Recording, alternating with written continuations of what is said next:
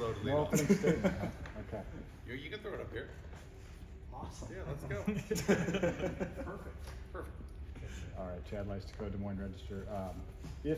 If all three of your quarterbacks were healthy, do you know which one you would select at this point, and then kind of give us an update on where guys are health-wise? You got a lot going We have a on right slew. now. We Yeah. have a slew. Yeah, it's. I mean, not everyone's never healthy at the same time, right? And I wish we already had. We haven't had our meeting yet. When you talk about Reese, you talk about Addie coming back. You talk about Cade, who I think's getting close, from what I've heard. I got to hear, in the meeting today, but I know he lifted and everything went well, which is good. Met with Sully. He had imaging, So we're waiting to hear someone that's smart enough to know what all that means is going to tell us. So there's a whole lot of I don't knows right now, which is not great answers, but it's where we're at this point of the season. But it'll be interesting to see. And then there's a guy like Jackson who played a little bit, and he needs a ton of reps. So it'll be interesting on the practice field tomorrow because we have no clue. I don't know who's going to be out there. I'm hoping by the end of the day I do, or at least tomorrow morning, so we can just continue because each guy, especially the quarterback position, each guy's different, right? And they each need to work on different things. And so Jackson just needs reps. He's been a scout team guy running cards, and he's getting back to playing and running the offense we ran in the spring or in the fall when he got some of our reps of running what we do. And so I'm excited to give him a ton of reps in the bye week. This is a unique time to have a bye week for him.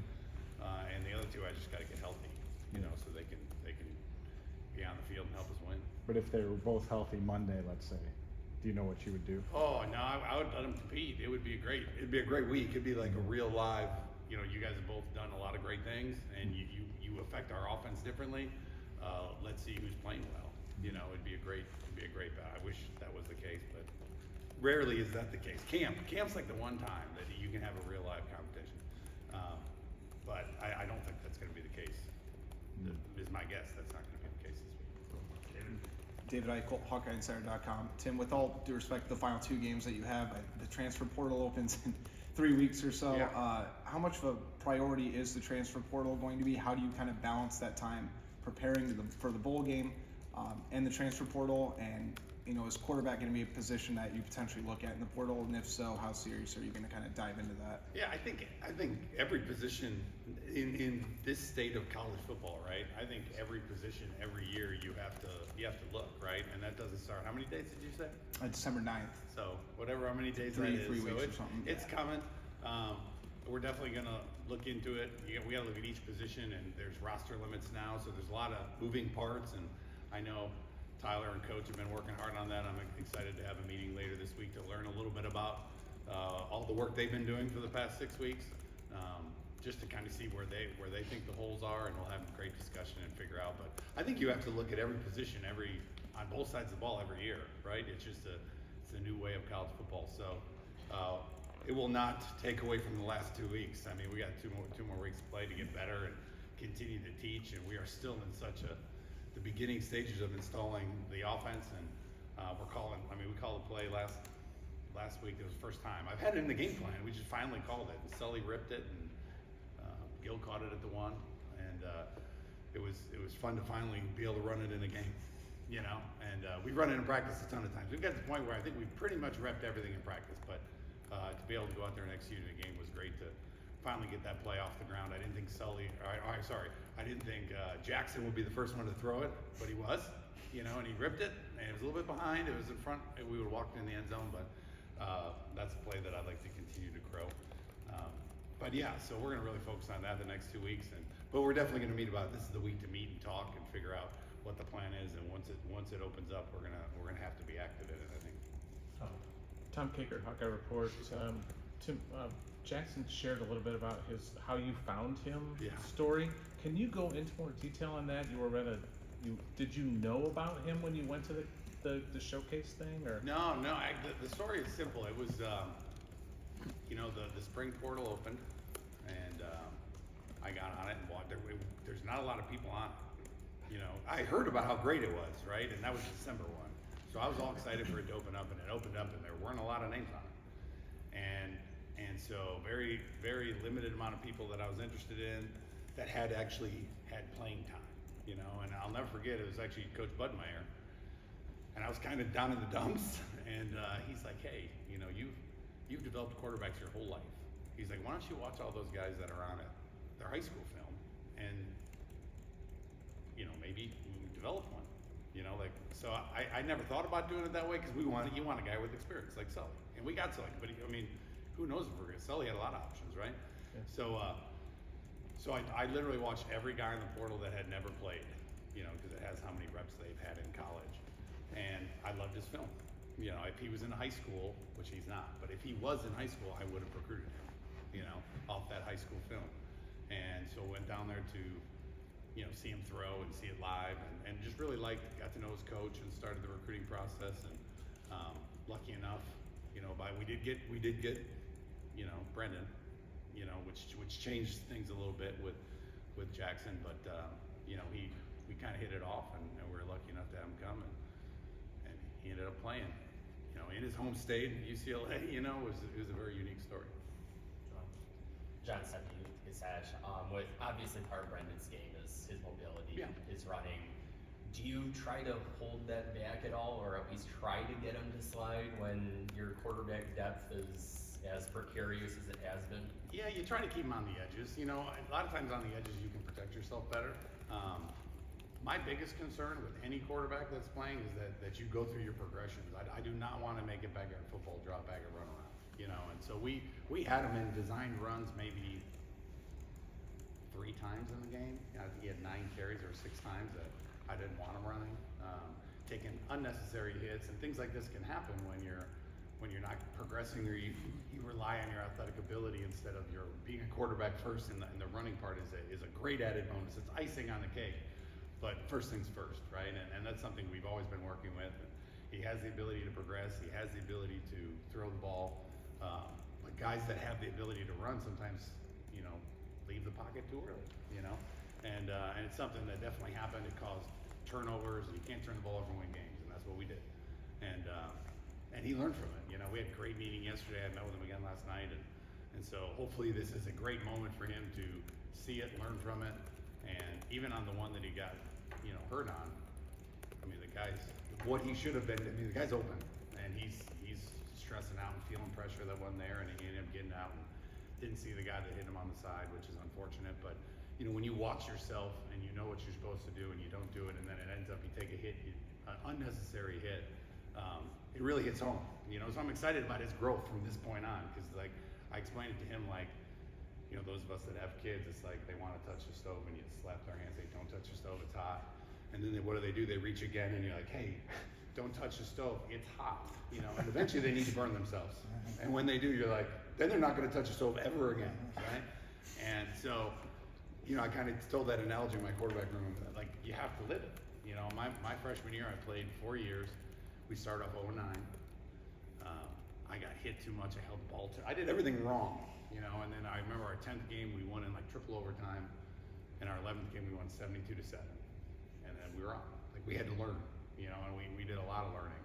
And my body somehow made it through that year and played the next 3 years and had a lot of fun playing. But so it was a terrible thing that happened, turn the ball over like that, but you got to learn. And so I'm excited for his growth from this point forward.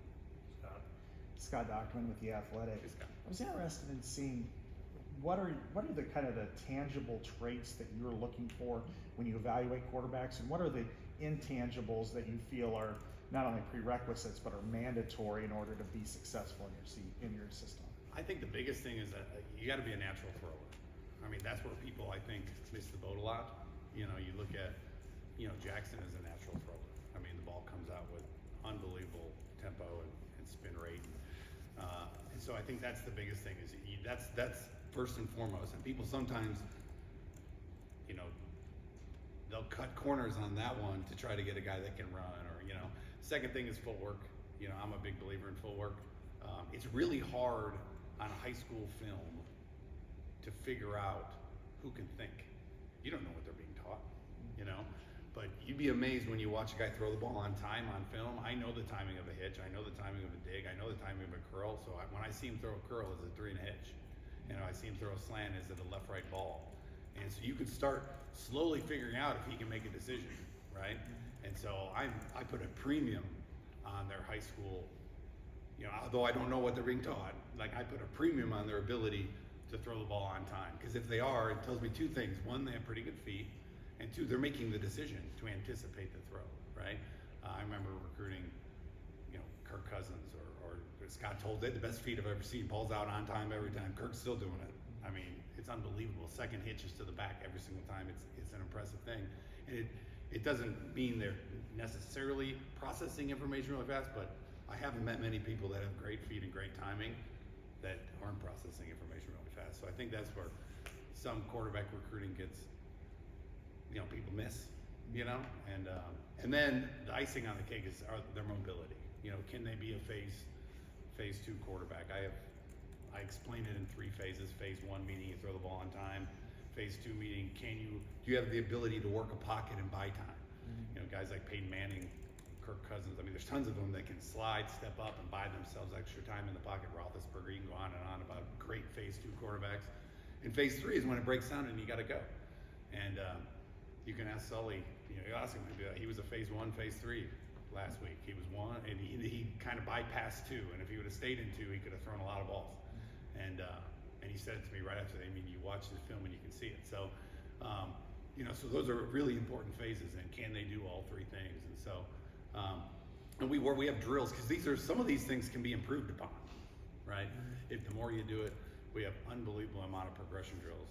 I learned from Tom Clements up in Green Bay. He had a bunch of great progression drills, and the more you do it, the better you are. And then you add a moving pocket along with a progression drill. We got a long way to go.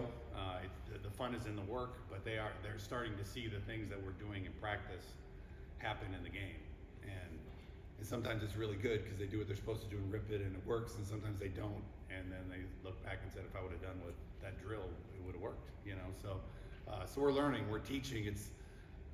We're late in the season, but we're still building, which is the fun part with our group right now is that we're still seeing improvements, you know, and we're changing the main piece a lot, which is interesting, you know?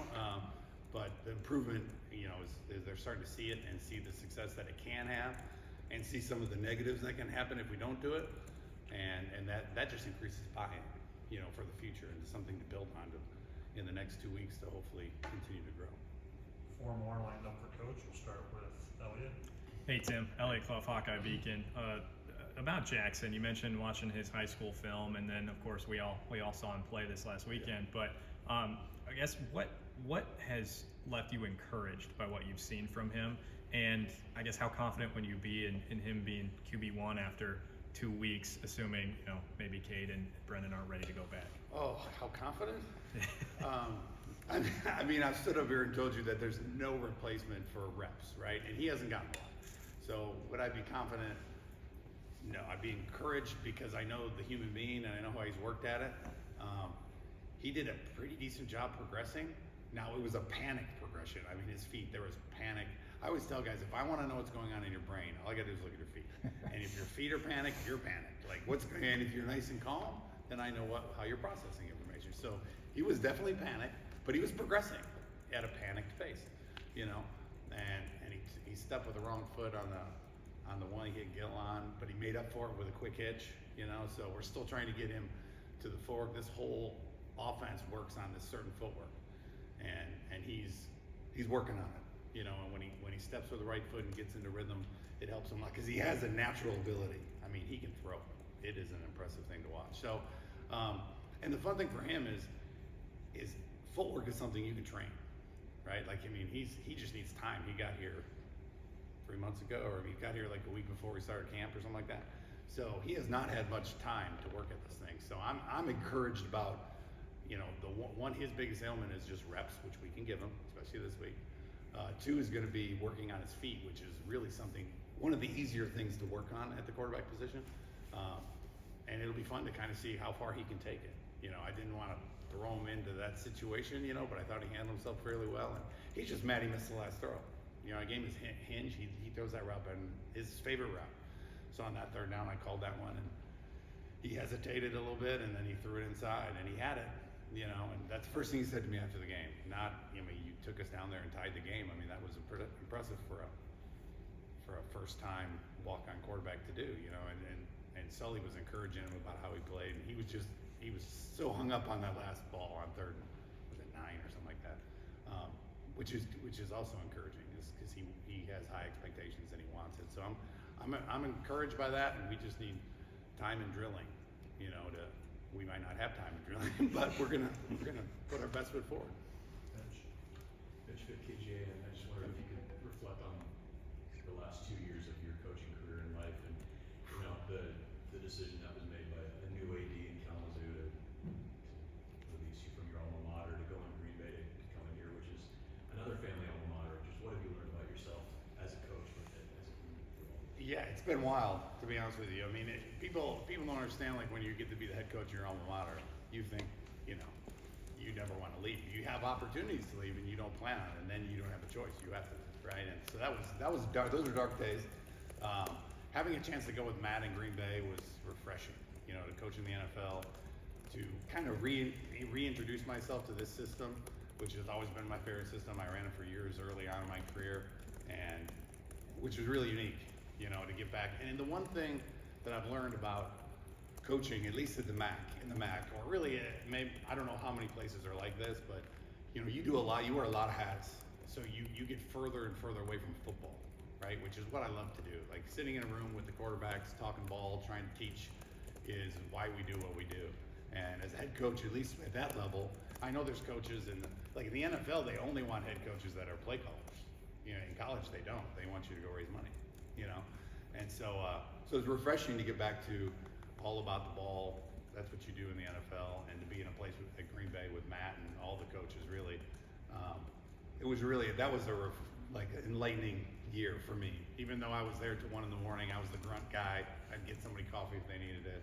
They didn't make me do it, but I would have. And so it was a lot of fun. And then coming here, being able to be a football coach and be around these guys and introduce something brand new that they've never heard of or seen, and watch the way they've worked at it. I'm glad they've had a little bit of success, not even close to what we need to be, but it's been a great journey, and learning a lot about what makes me happy and what makes me feel fulfilled and have better relationships, and so it's been a journey, but it's been fun. Tyler Cashman with the Des Moines Register. Just curious, your evaluation of the passing game at this point. I know there's been rotating pieces, and you hit the long one to Jacob, but it seems like there's just been kind of flashes of the long ball. Just what's your take on where the passing game is at this point? I don't want to use the wrong word. Not up to par, right? I would like to use the word terrible, because we have a long way to go. It's the hardest thing to get going. There's been some games that we're averaging 7 yards a carry on the ground, and we have a lead, and I'm, as much as I want to throw it, it's not smart for the team for me to throw it. But we have to get to the point where we need to throw the ball to win. Like, it's going to happen, right? And we've shown flashes in practice, and it's getting better. As soon as I start thinking we're good, then another quarterback comes in, and then obviously Jackson went in, and so we have a long way to go. So that's the fun part, is that we have tons to work on, right? And we've been running the ball efficiently, which has been helping our movements and our play passes a little bit as of late. But we have a long way to go. It's not something that you just overnight can figure out. And we're really young and wide out, and they're all getting better, which is kind of fun to see. And then Reese went down, and then Luke went down, and it was just like there hasn't been enough rhythm. But I'm excited. I'm encouraged about where we're going, but we're nowhere near where we need to be. I think we're doing a pretty efficient job running it, which is great. It's helping us get points on the board, which is our primary job. But we got to be able to do it always, any way you want to, and that's what we have to build and get to as we go. Last question, Chad. Hey, Chad Leistikow again. You just talked about a passing game that's not up to par, but you guys are actually on pace for potentially a school record in yards per carry for a season. Yeah. How have you been able to execute that from your eyes? Obviously, we know about the offensive line, we know about Caleb Johnson, but what has led to I was all going to this? lead with those two. Yeah, okay. To be honest with you. Well, yeah. But something has led to all this. It's not Yeah. just. So what do you see? I do believe that, and I have told Caleb this 100 times. I've told the offensive line this 100 times. I've told the tight ends that our wide receivers are blocking. Mm-hmm. It's an impressive thing to see, and it's hard. And I don't know if that was done, or I don't know the formations were in the past, but it's a huge part of this offense, and a huge part I know is the biggest headache for a lot of teams that are trying to run this system is they just can't when you look at the Rams, I mean, Cooper Kupp, Puka, they block now. Yeah. They'll hit you. And our guys have done such an unbelievable job at being involved. We got 9 guys blocking, you know, and it's shoot, our quarterback, we have 10 sometimes. The quarterback can run block, right? Yeah. So it's really just the all-in mentality of the group. Are we executing? No, not to the level we need to in some of the phases of the offense right now. We don't even, you know, we've gotten away from some of the empty stuff. And we're trying to figure out this team as we go through and give us the best chance of winning every single game. But man, the schemes have helped. You know, having Sully run around a little bit has definitely lightened the load a little bit. But man, those receivers, I mean, when Caleb gets through the first line and all of a sudden we crack on a safety and then the corner's got to crack replace and it's too late because my man 2 is gone, you know? And so the explosiveness of because you have to be explosive on offense. Now, I'd love to be explosive in both. But we've been explosive running the ball, you know, and that's, which is really hard to do, but it's what we do right now. And we'll continue to expand and, you know, you always work on your weaknesses, you know, just make sure your strengths are always going to be your strengths and work on your weaknesses. And, but those guys really, I think they've done an unbelievable job. We also, the shifts and motions have helped. We put them in positions where hopefully we can slow up linebacker play a little bit. I don't think we did a great job of that this weekend. I don't think I did a great job of that this weekend. To slow down their linebacker play a little bit. But the shifts and motions have helped. But those guys getting involved, you know, I know we ran a lot of 13 last year and we're running 12 and 11, but we're blocking it just like we're in 13. I mean, those guys are in there. And that's why on a quick play fake, Jacob Gill ran right by everybody and right down the middle of the field because he's willing to go in there and throw his body on the line on the run game. And I wish we had more of those. And they blocked hard enough to earn some more of those. And I need to call them at the right time, you know. But those guys I really think have been a key to you know, the explosiveness we've been able to have in the run game. Perfect. Thanks. Thank you. Thanks, Thanks, guys. Tim. Appreciate it.